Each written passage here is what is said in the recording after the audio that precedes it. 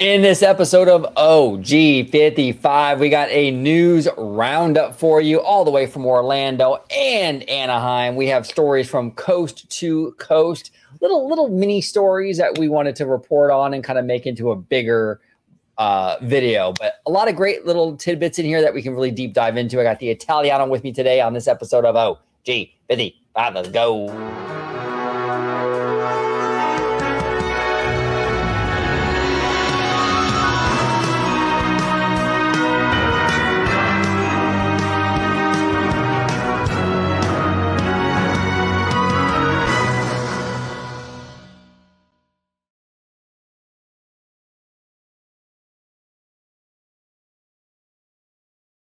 Welcome aboard, everybody, to another episode of OG55 with this coast-to-coast news roundup.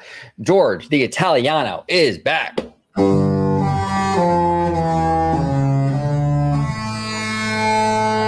You can almost smell the special access, can't you, George? if you could let everybody at home know, sir, where they could find you and Dana Walden on a Saturday afternoon having brunch. No, I was kidding. If you could let everybody at home know where they could find you on social media, sir, it's good to have you.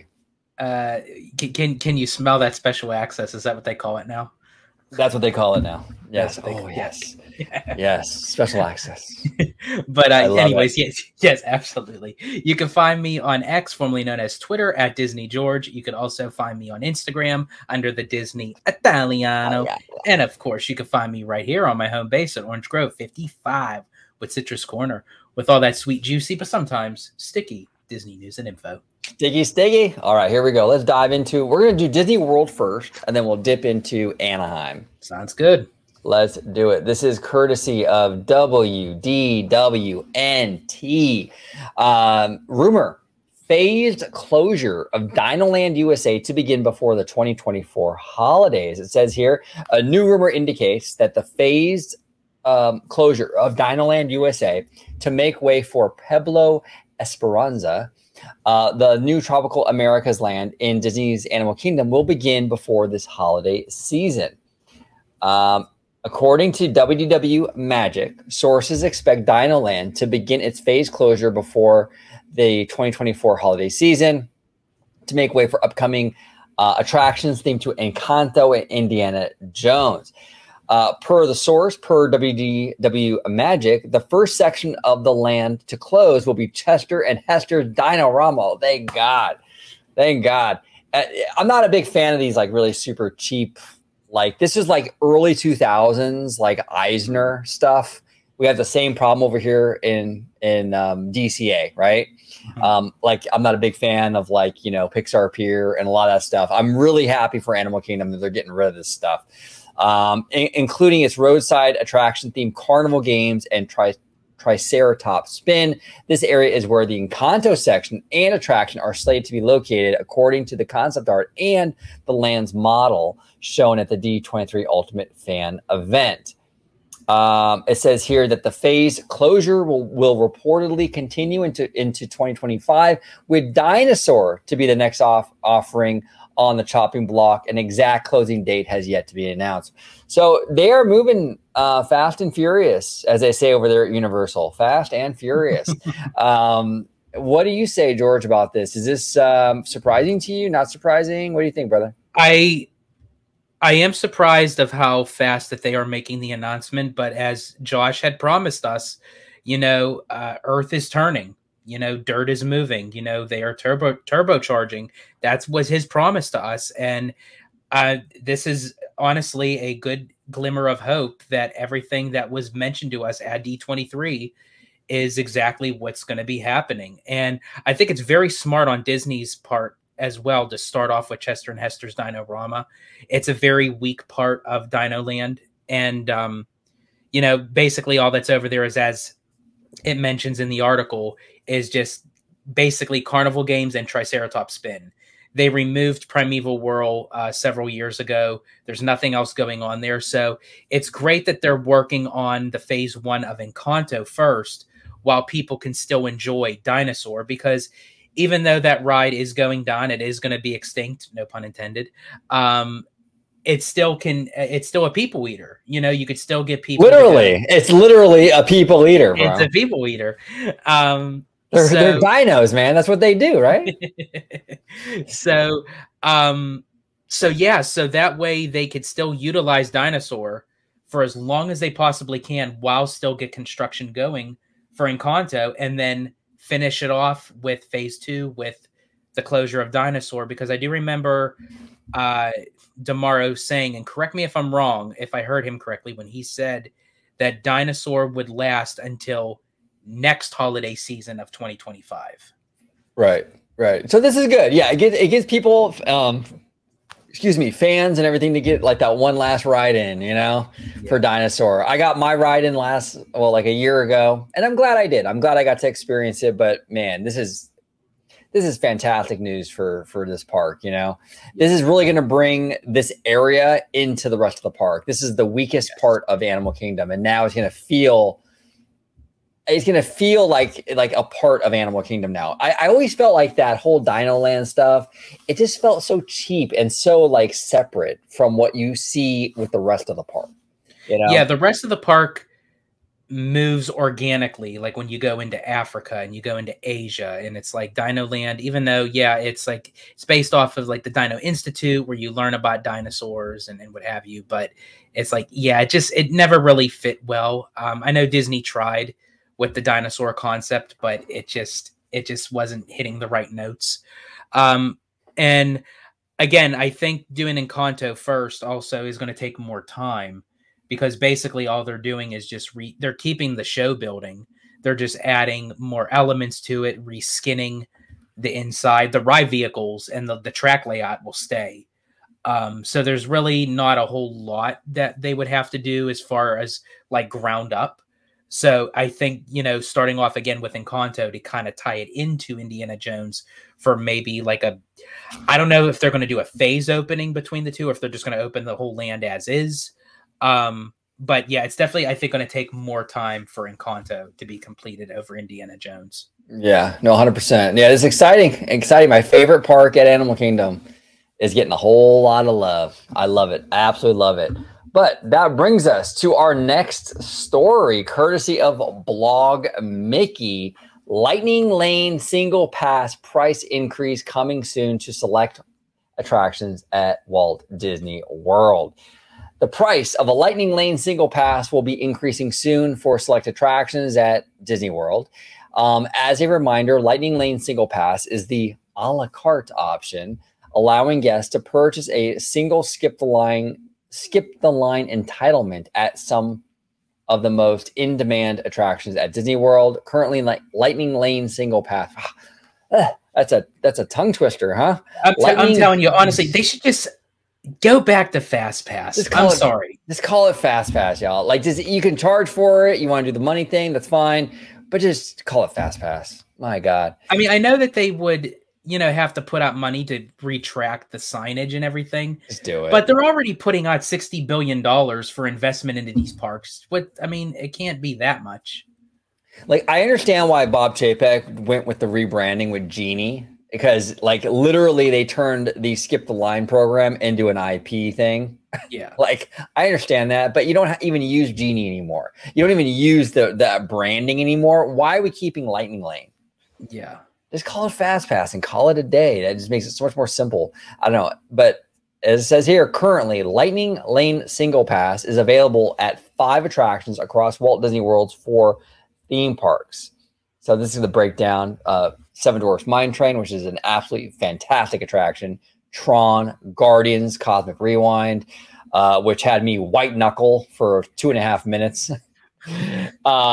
Star Wars Rise of the Resistance, and Avatar Flight of Passage, which I loved Flight of Passage. But so it looks like they're going up a little bit, like, Mine Train from 12 to 13, Tron 2021, Guardians 17 to 8. I mean, we're looking at like $1. I don't know. What do you think about this, George? Yeah, I think it's interesting where, when people hear, a price increase, it's like, oh, sound the alarm, bells and whistles go off. And it's like, and I get it, it's like, it's another upcharge, it's $1. But really, if you think about it, how many times a day do you really spend on more than one occasion of adding $1 to something and you not even realize it.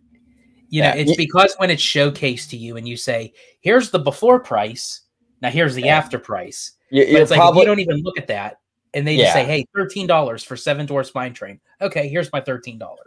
You probably have OnlyFans subscriptions that you forgot about that you pay more a month for that you don't even realize. No, I was kidding. I was kidding. No, but you're absolutely right. $1 is not going to make or break. But here's the thing. I think they should do the universal thing. No return times. Just charge you like $200 to skip the line and call it a day. I wish they would go to that. Yes, I agree with you. That's where I feel like people feel like that they're losing out on their money is it's like, okay, you have to return from this time to this time. And it's like, no, just like let a person just buy for a X amount. And it's like, whenever they're ready to go on it, then they could just show up at I'm going to just call it the fast pass lane. Yeah. And go on it at any time. Yeah, no, I agree. I think they need to simplify it and they need to really hike up the price to give a little bit more of a barrier to entry. So the people that do pay for it, it's worth it. You actually are skipping that line. You know what I'm saying? But it's interesting. I don't know. I got to be honest with you. I'm honestly not a big like lightning lane guy, like in all honesty, because like I said many times on the channel, I'm not really a ride guy. Like I don't go to these parks and like need to hit ride after ride after ride. I'm not like like an aggressive person when it comes to these attractions, you know? Right. But so I don't use it very often. It doesn't really impact me, but you use it more than I do. I mean, yeah, I do. I use it more than you. Now there are times where I just enjoy the park as is. Then there was the day Italiano and Ebba's Excellent Adventure at Disneyland that Monday, where it was crazy. When they all the reservations for the Inspire Key and that 3-day SoCal ticket, oh my gosh, the floodgates opened. And yeah, you know, I praise Ebba that he actually treated me to the lightning lane for the day, because we probably wouldn't have been able to do anything. It was shoulder to shoulder that day. And that was a Monday. He treated you. That's romantic. Yeah, he did. Yeah, he treated me. It was part of my I guess like my birthday kind of thing. So yeah, he did. That's cool. No, that in all seriousness, that's really cool. Yeah, Ebba is a blast, dude. At the parks, I always have a ball with Ebba, dude. Yeah, he is a funny dude. We love Ebba. We love him. But yeah, interesting stuff. We'll see. You know, I mean, I don't know. I feel like the whole like skip the line stuff has been really, what's the word for it? It's a gimmick, to be honest with you. Yeah, it's a mess, right? It really is. I think honestly that there's times where the regular standby line is better off than you getting a return time, because the return time at times gets so backed up. It's like lay off the cheese. Yeah, I know, right? Exactly. All right, that brings us to the West Coast. Mr. Scott Gustin here says, friend of the channel, by the way. We love Mr. Gustin. He's awesome. It's good to have him back, actually. He was on vacation for a little while. I was like, where's Scott? Where has he been? He's back. I mean, the nerve. Like, who goes on vacation and just like up and leaves? Like, I know. Italiano cannot relate to that, right? Yeah, right, George? You know nothing about going on vacation, do you? Absolutely not. Tell you, bro. I'm telling you. No, it's great to have you back, George. It's great to have Mr. Scott Gustin back. Yes, absolutely. Two amazing guys who absolutely deserved those amazing vacations. Mr. Gustin says here, starting later this year, Disneyland Resort will begin work to construct new updated entry gates at the entryways to Disneyland Park and Disney California Adventure. The update will include adding additional gates and making the gates stroller and ADA accessible. So that's interesting. They're adding additional gates. That's actually really good news, because that's going to move things faster. Yeah, absolutely. And I do hope in time, and I know this probably isn't a Disney issue. I think this is like maybe like state of California kind of thing, like with the security checkpoints and everything. But yeah, that's quite interesting. that for the entryways, you know, because that is a good sign, because it shows that they are anticipating more people coming, you know, for when all this Disneyland Forward stuff gets underway. You know, they're going to need more entryways. They're going to need more. As I said, I do hope in time that they do figure out the security issue, because that gets backed up too a lot. And I hope that they can maybe kind of, even if they do the universal route where it's like have the conveyor belt, like where you just put your stuff on and let it just go through, and then you walk through like the metal detectors and what have you. Interesting. Now, this is an interesting interaction here. We have Scott. He replied to his own tweet. He says, the new gates are expected to be similar to the entry gates at Disneyland Paris and will be automated to open after a cast member scans and validates the guest theme park ticket. That's interesting. Then our friend Dave from Fresh Baked. Mr. Dave says here, has Disney said what updated means? Disney World style scanners. Okay. I like this. Good question, Dave. Scott here says, from what I understand, the automated mention in permits refers to how the new gates will be automated to open after a cast member scans and validates the guest theme park ticket. I don't think it's Walt Disney World touchpoint scanners, but I'm still trying to get more info. So that's interesting. Look, I'm all for this. Anything that would expedite the process, make it easier, just modernize in general. I'm telling you, the gates are just the beginning. We talked with Danny from Five Fires, a friend of the channel, on a video a few months ago about how, well, he was thinking they're going to update the Esplanade. And I agree with him. I think they're going to, maybe in the next few years, they need to. It looks terrible. It looks absolutely terrible. But they're going to need to update it with new lampposts and everything, and like the new tile work and stuff. But this whole little area, the Esplanade and the turnstiles into both parks, are going to be all refreshed, and it's good to see. I like to see it. A nice update. Yes. Yeah, it's a nice update, and from what I understand, it might even help with getting people through faster. And also, it's going to be ADA accessible, which is also fantastic. So good news all around there. I'm excited. I'm excited to see how these things kind of operate once they're up and going. The last and final little mini tidbit story of the day from Fresh Baked. Mr. Dave, Ken Potrock just posted this on Instagram. Curious what your read on this is. So Mr. Potrock, president of Disneyland, liked by Chris Provost Park Pass. Let's go. Yeah. Leaders from across Disneyland recently gathered to discuss our priorities as we begin this new chapter with the approval of Disneyland Forward. We're focused on ensuring our cast members feel supported as we prepare for this next era of growth, enhancing the guest experience and engaging our community as we bring exciting new experience to the happiest place on earth. I'm incredibly proud of my team and can't wait for our bright future. Interesting. We're focused on ensuring our cast members feel supported. It kind of sounds like they're, and this is just my take on it. Like Dave was asking, like, what's your read on it? My read on that comment sounds like they're kind of reevaluating the culture a little bit, maybe at Disneyland, how they treat cast members, how they approach things with them.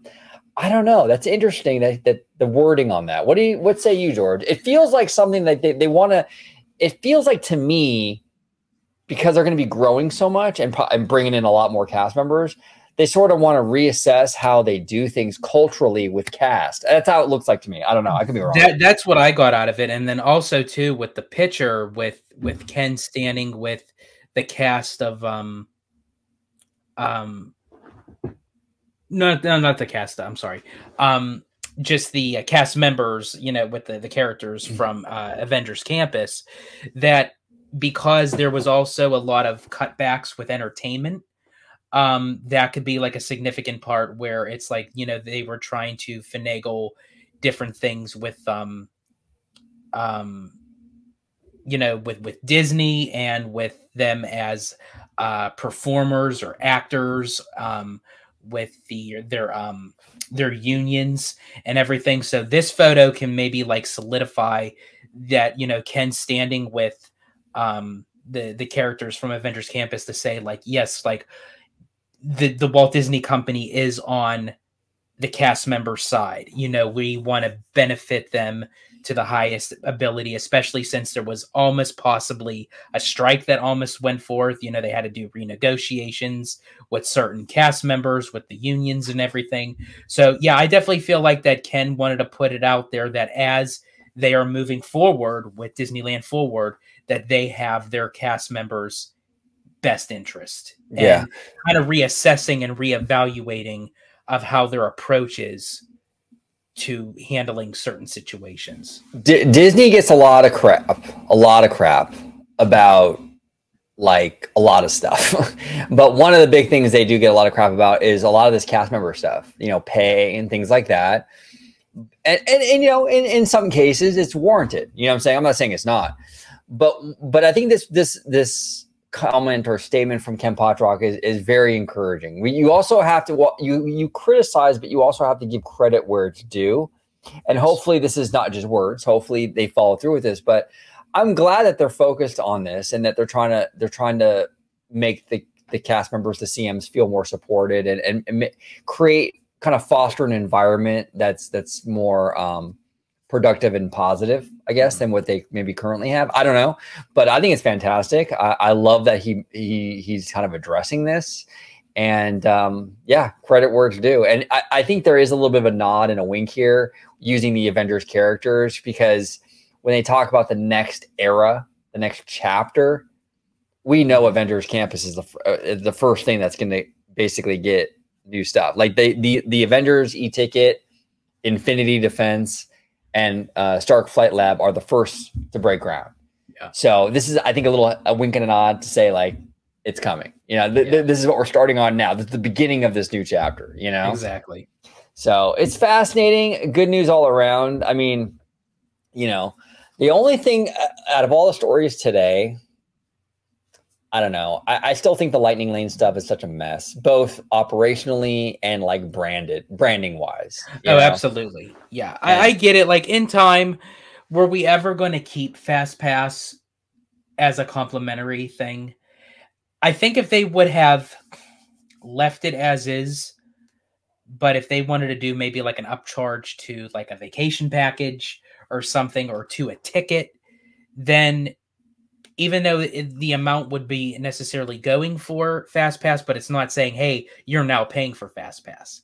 I think that's where it turned a lot of guests off, where it was something that was complimentary and then boom, you have to pay for it. But now that we're surpassed that, we're in a new era.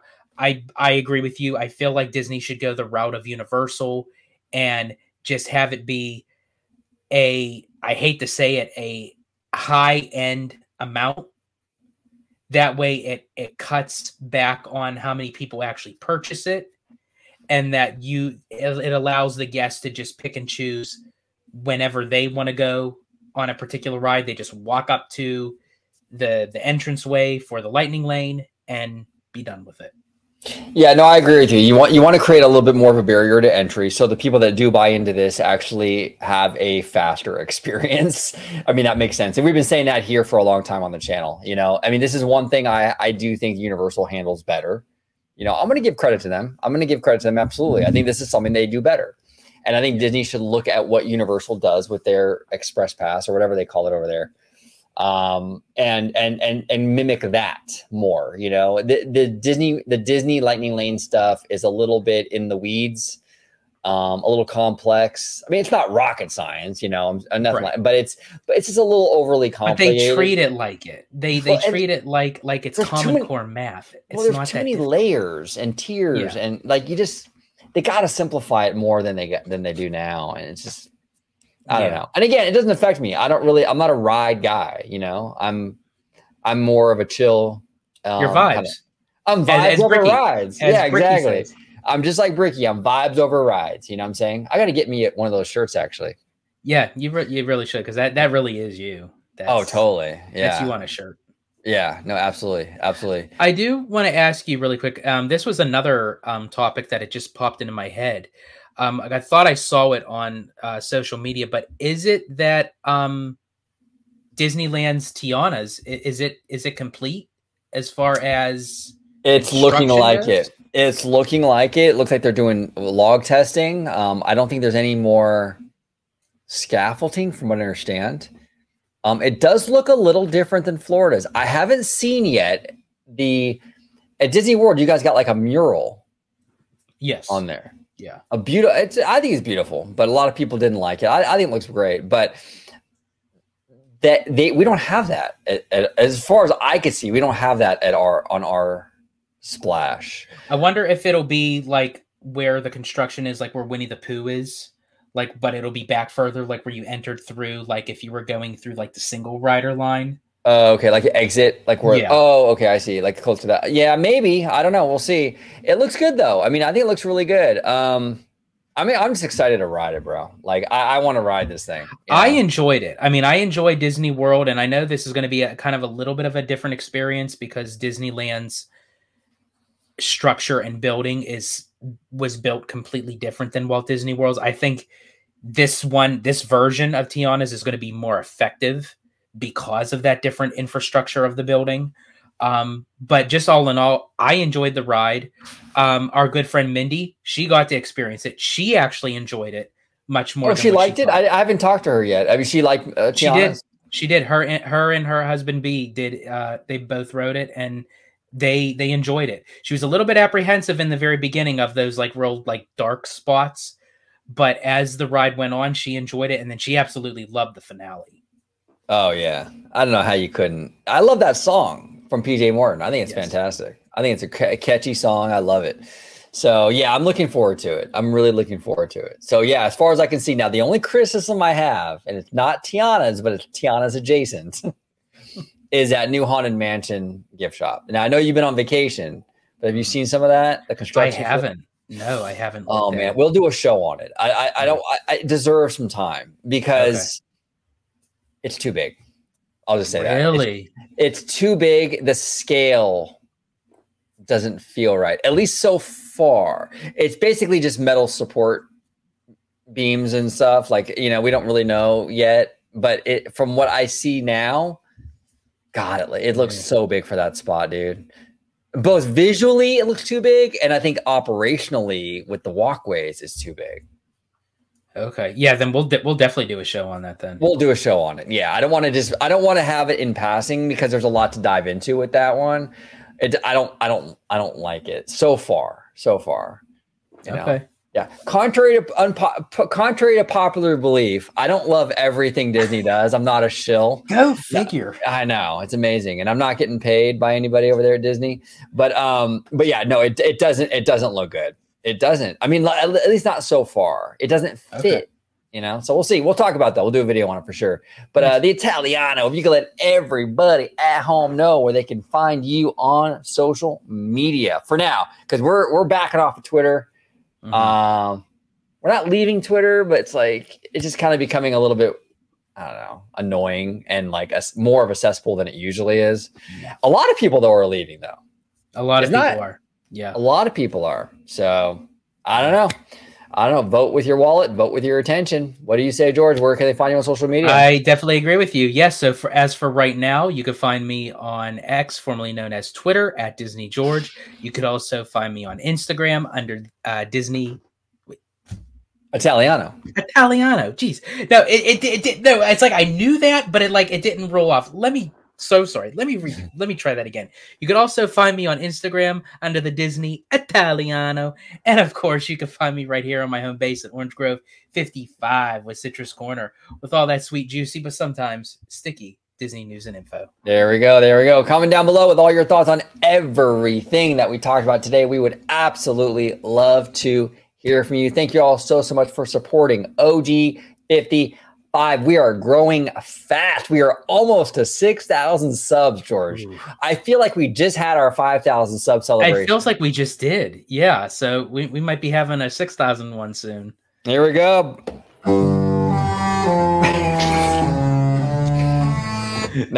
Yeah, we are growing fast and we appreciate all the support. Thank you so much for watching OG55.